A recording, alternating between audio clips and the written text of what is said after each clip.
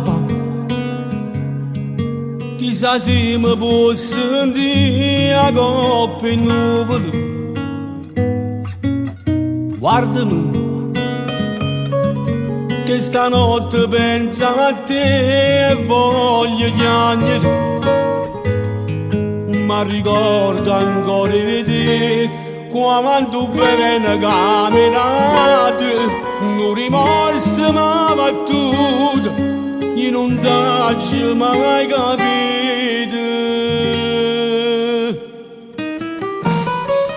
Non sono stato un figlio buono, sono stata una delusione. Ma scusami papà, tu mi hai perdonato. Non sono stato un figlio buono, m'ha imbrogliato sta vita.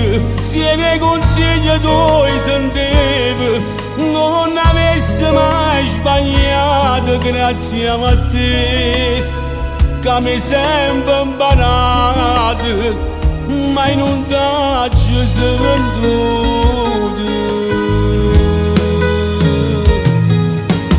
Sai papà, tanti figli mo pure non è facile. Si potesse camminare, rivindo tempo a t'abbracciare, mi pigliava ogni parola per far crescere sicuro. Non sono stato un figlio buono, sono stata una delusione. Ma scusami papà, tu mi hai perdonato.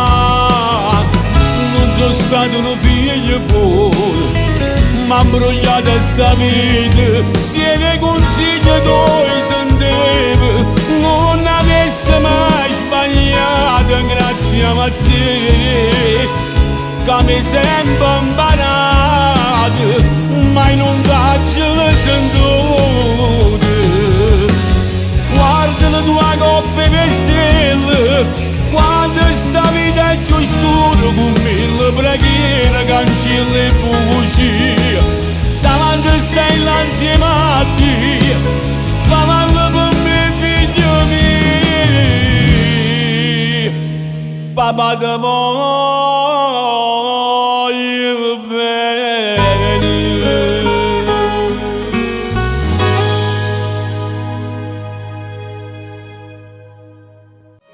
Non sono stato un figlio buono, sono stata una delusione. Ma scusami papà, tu mi hai perdonato.